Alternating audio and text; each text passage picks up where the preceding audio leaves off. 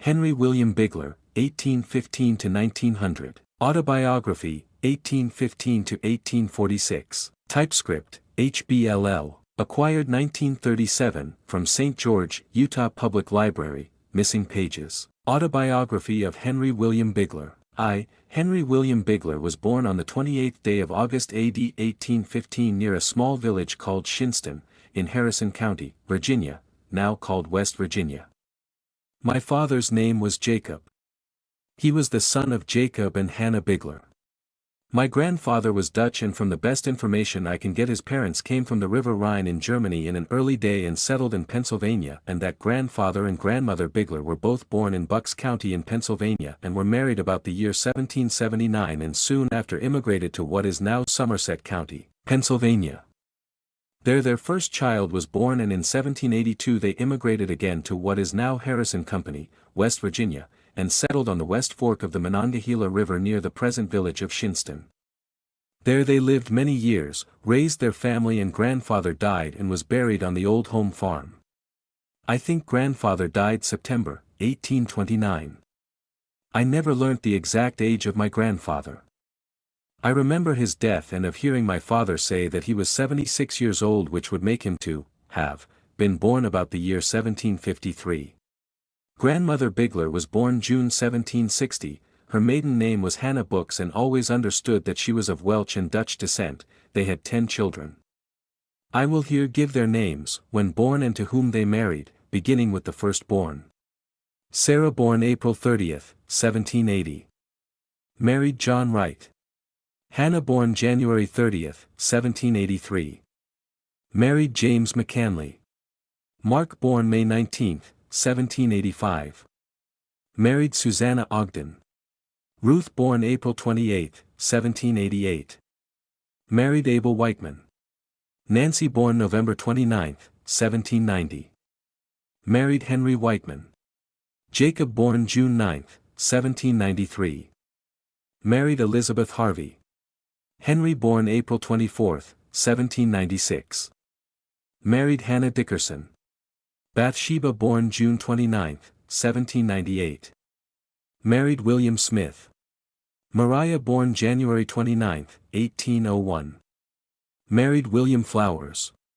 And if I remember aright, they had one other they named Rebecca, died while an infant, neither her age nor birth I have got. I have understood that she was born with what they called a hare lip. Bathsheba, Ruth, and grandfather died before the gospel found them. I will now speak of my mother's side. Her maiden name was Elizabeth Harvey. My great-grandfather Harvey came from England, his name was William.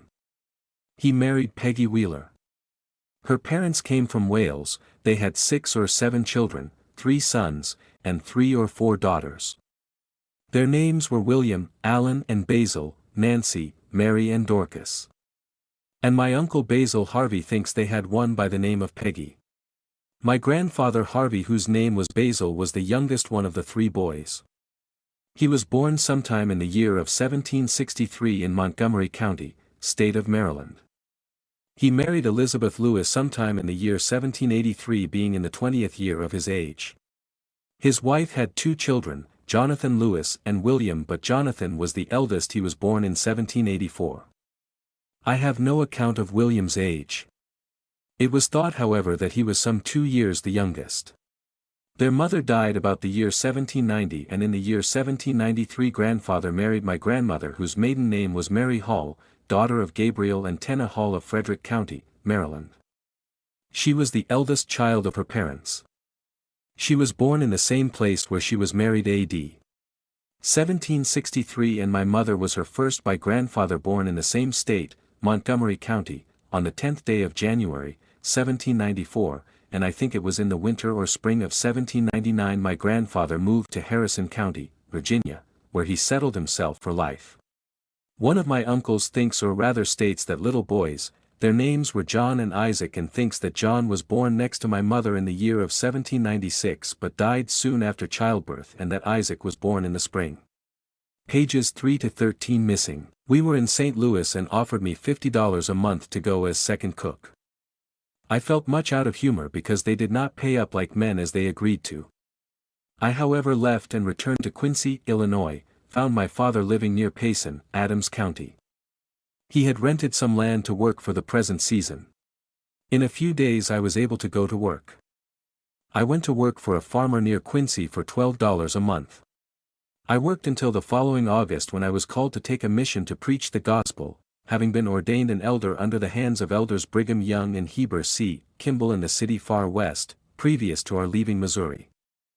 I went forth in company with a young man by the name of Amos Lyons, a priest of the Order of Aaron.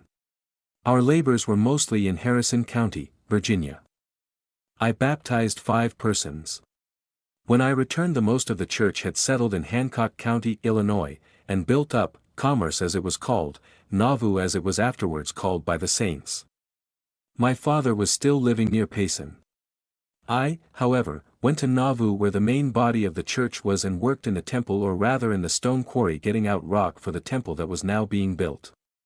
This was in the summer of 1842. About this time John C. Bennett apostatized and left the church, or more properly speaking, he was cut off from the church for adultery. As soon as this was done, he became one of our most bitterest enemies. He left Nauvoo and commenced publishing all kinds of falsehoods against Joseph Smith and the 12 apostles and the church in general, filling the minds of public with hatred against the saints. A special conference was called by the prophet, I think it was in August, 1842. At this conference a good many were called to go on missions and rebut Bennett's lies and disabuse the public mind. Among the number sent out I was sent. I started in company with my cousin Jacob G. Bigler and Josias W. Fleming. We traveled together as far as Fulton County, Illinois, preached a few times. Here we parted and I was left alone. I traveled a few miles and stopped and tried to get a place to preach. I did preach once or twice and offered to preach, but to no purpose. While I was here trying to open up, an elder came along from Nauvoo. His name was Alpheus Harmon or Harmon. We continued our journey together through Illinois into the north part of Indiana, also to the edge of Michigan. We then turned our course into Ohio. Not meeting with any opportunity to preach and growing pretty late in the fall season, he concluded to return home, perhaps felt discouraged, to Nauvoo. So we shook hands and parted, leaving our blessings on each other, he for Nauvoo and I to continue alone once more on my mission. Poor man, I heard afterwards that he froze to death just before he reached home while crossing a prairie.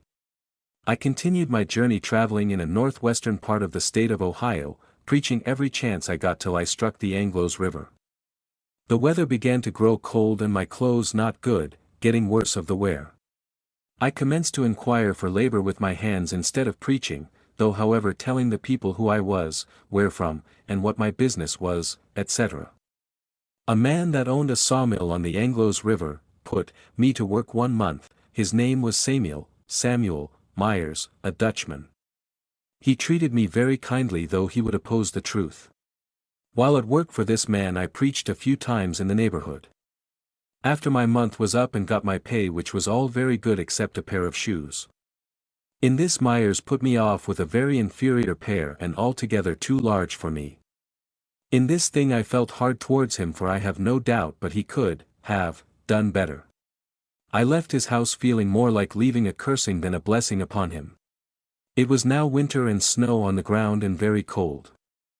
I think it was the first or second day after leaving Myers I called late in the afternoon at a respectable looking house to get lodging, for the night was cold and I was hungry and tired, having walked some distance that day through woods the most of the way. I rapped at the door and was bid come in. When I entered I asked if they would please keep a servant of the Lord all night. The man of the house was either making or mending a pair of shoes. He looked at me and asked where I was from and what persuasion I was of. I told him I was from Nauvoo, Illinois, and belonged to the Church of Jesus Christ of Latter-day Saints. I saw he was puzzled and did not understand. He, however, replied and said he had never heard of that order before. I then told him we were known as Mormonites, a fictitious name given us in consequence of a book we believed in, entitled the Book of Mormon. He hesitated and at last said he had heard of them, those people, and could not keep me. He had a large family mostly grown up, and they all gazed at me as I stood with my valise in my hand, for they had not offered me a seat, as though I was some great monster. As soon as he told me he could not keep me overnight, I turned round on my heels and went out, shutting the door after me, and passed out of the yard into the road, leaving for some other quarters, when all at once I was called back by the same person, who told me he could not keep me or let me stay overnight. I believe his name is Mr. McMillan. He called me back and told me he would keep me all night and wished to have a talk with me and make some inquiries about my people and our religion, etc. He invited me to take a seat near the fire, and as I began to talk a friendly spirit was manifested, and Mr. McMillan told me to make myself as comfortable as I could, that it was chore time, for me to sit by the fire and warm myself while he was out doing up his chores, and it would soon be supper time. So I had a good supper and warm fire to sit by, and all seemed anxious to listen and learn what the Mormons had to say. At dusk a peddler called to stay all night. As soon as he learned who I was, he commenced to put down Mormonism and did his best to upset it by the Bible, but the Lord was with me and I confounded him at every turn, and McMillan and his family saw it so plain that my host told the peddler that it was no use, for I had the scriptures all in my favor. It was Saturday night. The next day being Sunday, Mr. McMillan invited me to go with him to a Lutheran meeting there was in the neighborhood, and I might give out an appointment to preach that evening at his house at early candlelight. He introduced me to the Lutheran preacher. The minister received me very kindly, and in a friendly way he preached a very good discourse. After he got through he invited me to speak, which I did, and at the close of my remarks I gave out my appointment for the night at Mr. McMillan's. The preacher invited the people to turn out to hear me, for he believed I was a good man. I had a crowd to preach to that night, and from thence doors were opened for me to preach, and I sent out appointments and made my home at McMillan's for some time, but soon the people began to grow hard. While I was preaching one evening a mob came to tar and feather me and ride me on a rail. The man of the house where I was preaching told them that the first man who attempted to lay hands on me he would shoot him with his rifle, for I was preaching the truth and he meant I should not be molested while I was under his roof, and bid the mob sit down and listen. There was another man who was my friend. He came to the where I stood and took his seat on it. He was determined I should not be disturbed if he could help it. The mob quietly sat down, and when I got done they dispersed without any fuss. A few evenings after this I was invited to preach in a schoolhouse. When I got there the house was filled with men and but one candle. I knew there was something up. I, however, did preach. As soon as I dismissed meeting, one man came to me with a light and invited me to go home with him. As soon as we were out of the house I received a snowballing, though the most of the balls missed me. At that instant 2 men rode up on horseback and inquired if there was not a Mormon elder and where he was. I spoke and told them I was the elder. They then invited me to get up behind one of them and go home with them, for they wanted to talk with me, that they lived 6 miles hence, and at a late hour they heard of the meeting and had come to hear me preach and was sorry they had been so late. I was glad enough to meet with seeming friends. I got up behind one, and after riding a short distance they told me they were brethren in the church, were on their way with their families to Nauvoo and had stopped in the town of Lima to winter. The names of those 2 brethren were Cale and Oviat. With them I had a home and preached in the courthouse in Lima and in the adjoining neighborhood. Here a Campbellite minister by the name of Moses Bornorn would follow me to my appointments and do his best to down the truth and to destroy my influence among the people. A number told me they believed what I preached, but no one obeyed it. The remainder of the page is cut so badly it cannot be read. I told him that I had left an appointment or 2 I wished to fulfill on my return back. He was in for going on the spot. He asked me to stay with him a day to help him to get up firewood some, told his wife to fix up his clothes and have all ready by next morning, and he would go with me. So accordingly the next morning we set out together. When we got near Lima to where I had left an appointment we stopped for the night and for to fill the appointment. No sooner had we commenced our meeting in came Bornorn, the Campbellite priest, to oppose as usual. The result of this meeting terminated in a 2 days and nights public debate held in the Lima courthouse, wherein it was acknowledged in their public papers that the Mormonite had gained the day. This Bornorn was a regular graduate from college, but with all our preaching, and they appeared to be quite a goodly number who heard our testimony, yet not a soul came out and obeyed the gospel. The remainder of page is cut badly. He would often argue to try to convert me to his faith, and I to convince him that Mormonism was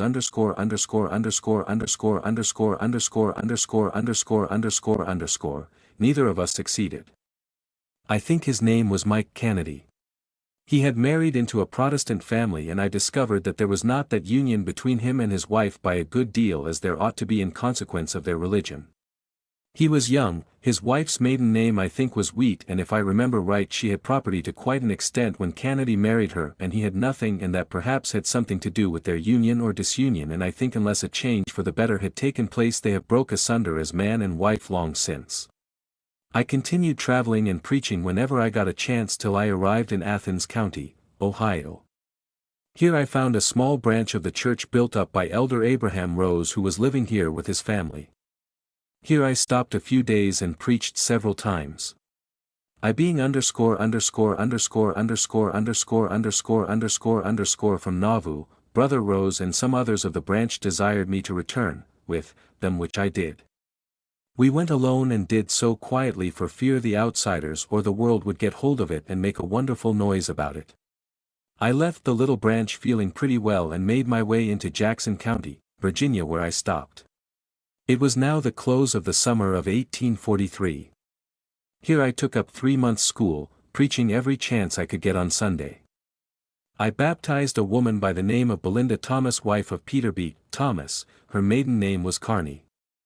I taught school all this winter and the next spring. I here sent and was taking the Times and Seasons, a paper that was published at Nauvoo by our people. I think it was in July of 1844, I went to Ripley, the county seat of Jackson, for it was to this place I had my papers sent, and it was here where Sister Thomas was living. Lawyer Smith told me there were papers in the post office for me in mourning. There was a report that Joseph and Hiram Smith were killed, but I did not believe it because I had heard years before of Joseph's death. But as soon as I was informed that my papers were in mourning, I believed the prophet was dead. I hastened to the office with breathless anxiety to learn the truth about it. When I read the death of the prophet and his brother Hiram, I felt as though I wanted to go through and tear in pieces. I learned from my papers that they were killed in Carthage Jail, Hancock County, Illinois. Shot by an armed mob painted black about 5:00 p.m. on the 27th day of June, 1844. John Taylor and Willard Richards, 2 of the 12, were in jail at the time they were shot. Brother Taylor was wounded in a savage manner by 4 balls. Brother Richards escaped without a hole in his robe. For particulars of this transaction see Book of Doctrine and Covenants, D&C, page 334, European editions. I felt they were innocent men and were murdered by wicked men and apostates. Afterwards I felt more like crying than fighting. The elders out on missions were advised through the same papers by the 12 at Nauvoo not to preach unless they were invited to do so, and even in that to do as they advised to preach or to let it alone. Joseph had offered himself as a candidate for the presidential chair of the United States. The presidential election was to come off the ensuing fall, and I had his view upon the powers and policy of the general government sent to me, and I used all my influence electioneering for him, and there were a good many who declared they would vote for him, before they would for Henry Clay or for James K. Polk. And as the way had almost shut up for preaching to the people, and besides not feeling very anxious to do so unless invited, I went to school keeping, though I did preach several times in the courthouse and in the adjoining settlements. In the spring of 1845 I returned home to Illinois, found my father had left Payson and had settled himself on Bear River, or rather Bear Creek, some 16 miles south of Nauvoo. After I returned home I took up a summer school, boarding or living with my father. My sister Hannah was married to Daniel Arnold Miller, a widower. In September of 1845, a mob commenced to burn the houses of our brethren in the southwest portion of Hancock County, also burning their stacks of grain and other property belonging to our people, compelling defenseless children and women to leave their sick beds and exposing them to the rays of the parching sun, there to lie and suffer without the aid or assistance of a friendly hand to minister to their wants in their suffering condition. The sheriff of the county, Jacob B.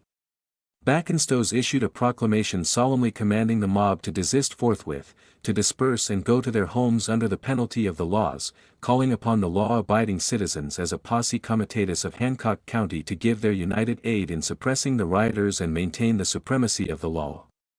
To the sheriff's proclamation no attention whatever was paid except by the mob, who used it as a justification for trying to kill the sheriff although he was not a Mormon.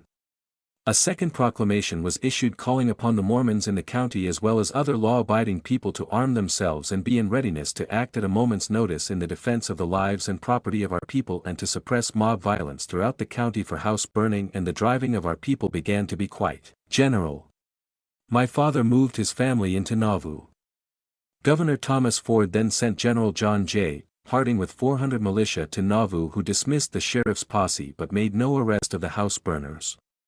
I believe he did not try but informed the saints that the state could do nothing for them in the shape of protecting them from mob violence, that the mob was determined to drive us from the state and therefore we must go.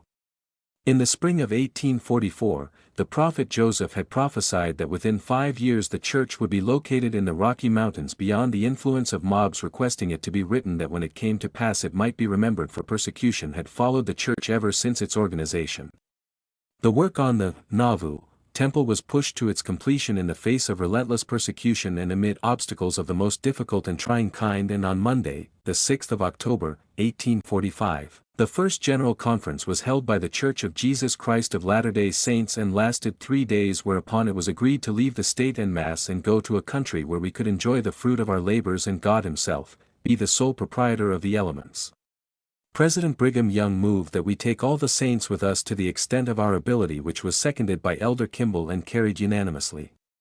The height of the temple from the ground to the top of the eaves 60 feet, from the eaves to the top of the attic story 16.5, tower 12.5, belfry 20 feet, clock section 10, observatory 16, dome 13.5, ball and rod 10, total 158.5 feet.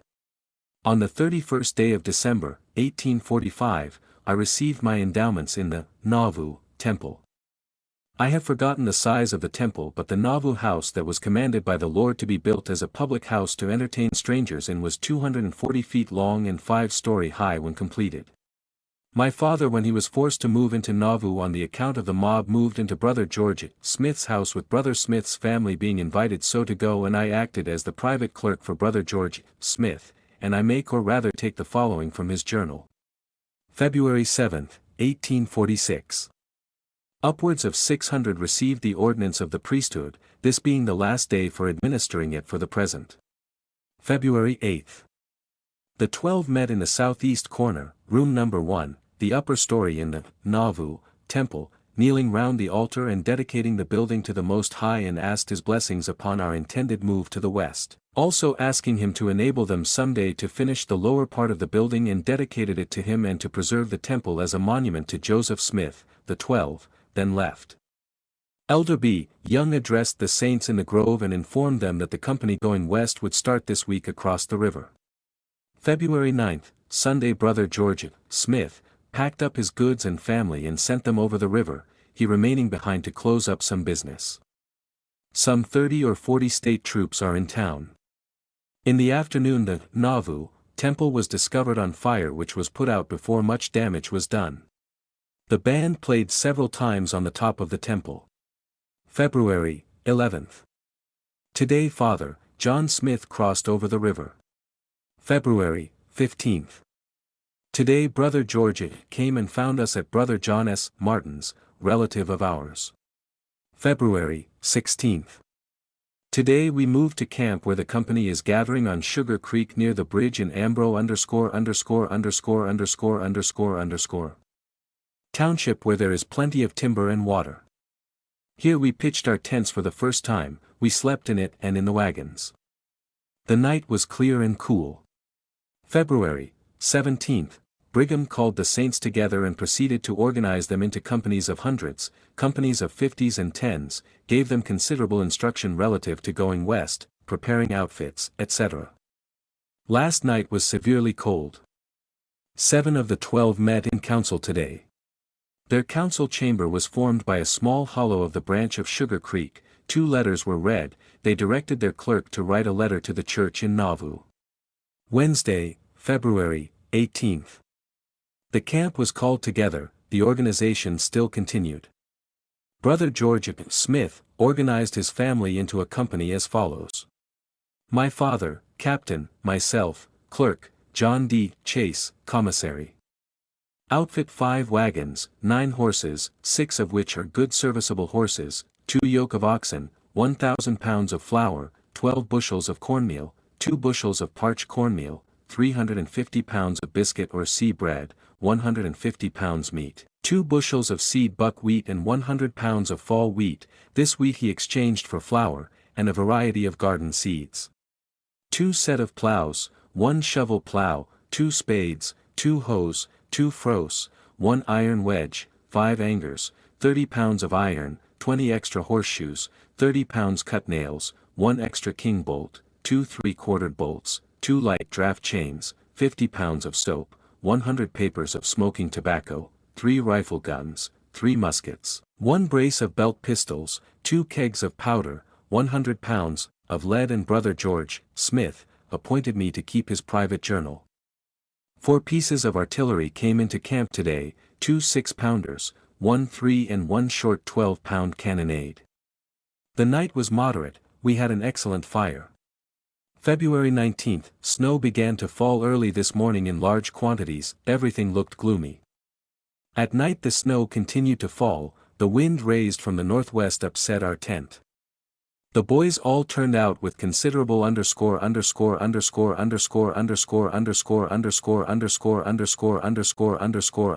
the snow and put it up. Jesse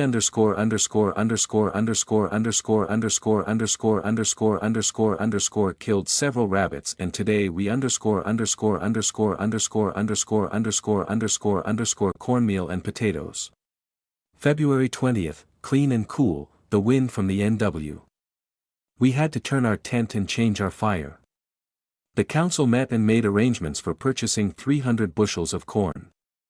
The captains were called together to make out their lists of outfits. Although it is very cold, yet our company or camp has the appearance of comfort. February 21st, morning cold and cloudy.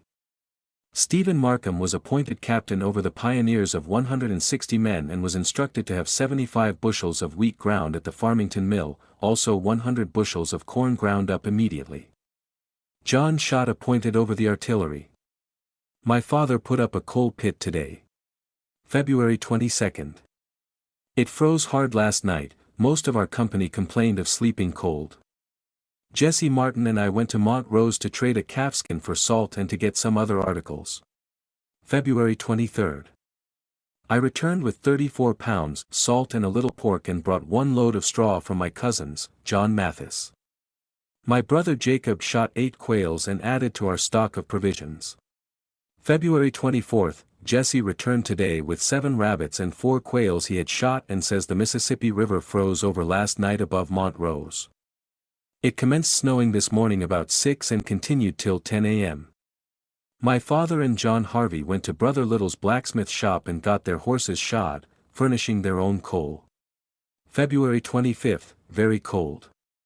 President Young called the camp together and gave notice that he would move tomorrow to the Des Moines. February 26th, President Young did not move, the day was clear and cold. February 27th, Jesse Martin and I brought in a load of hay from Brother Dotis. February 28th. At 2 o'clock this morning it commenced snowing in large quantities and continued until 6 o'clock this afternoon, it then became close and warm.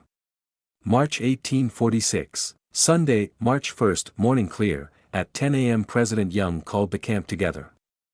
Elder Kimball spoke in his place and said it was not wisdom to wait any longer, for so many were running back to Nauvoo to see their grandmother or grandfather or somebody else, that it was impossible to organize under such circumstances, that every person as soon as the meeting was out returned to their tents and make preparation to move forthwith, and those who were ready to move could go and those who were not had the privilege of staying if they choose.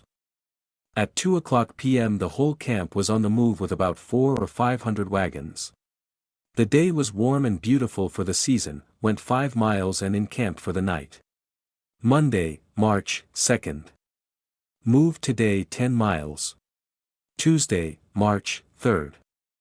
The camp was called together by the blast of the bugle and was addressed by President Young advising the saints to be careful not to crowd their teams on each other when driving. Also he gave the pioneers some instructions relative to their duties, likewise the guard that they should bring up the rear and see that nothing was left behind or lost, etc. At 11 a.m. the camp was on the move. Went 8 miles and encamped. Richmond Point. Wednesday, March 18th. We arrived here on the 8th, since then we have been in camp. Owing to the weather being so wet and the road muddy, many of the brethren made rails for the Gentiles for provisions. Several of the brethren have been sick. My father has been very unwell. The man on whose land we are now encamped upon by the name of Cox presented a bill of $10 damage sustained by the horses gnawing the oak and ash trees. Thursday, March 19th. At 10 o'clock a.m. the camp was on the move, had some bad road, made 13 miles. Sunday, April 5th. Since the 19th we have made about 45 miles though we had been in the encampment several days. The weather had been snowy and rainy and a time of suffering. Monday, April 6th, rained all day. Tuesday, April 7th. It rained and was cold and disagreeable. April 8th, moved to the 6-mile fork where all the companies are encamped. Thursday, April 9th. Made today, 6 miles. Friday, April 10th. It rained all last night. Teams were sent out to double and bring in the wagons out on the prairie and the women and children. Saturday, April 11th. Today myself, Jesse Martin with some other was sent with teams to buy corn of some of the Missourians. Sunday, April 12th, tonight we got back to camp with a load of corn. It was about midnight when we got back. The roads being so bad that we were obliged to leave our wagon loaded with corn back on the road. A Mr. John Ratliff with whom our party stayed all night with, as we went out charged us $2 for sleeping on his floor, furnishing our own bedding or blankets together with 24 sheaves of oats and 2 bushel of corn that our company got to feed our animals. We furnished our own grub. He said he had been pestered enough with the Mormons once before in this state, M.O., and he was not going to be pestered for nothing. He said he had helped to take Joseph Smith once. This kind of talk was when we came to settle our bill this morning. Wednesday, April 15th, fine day. The camp made 10 miles and encamped. Here we laid by 3 days, it being a good place of grass to let our teams rest and eat grass.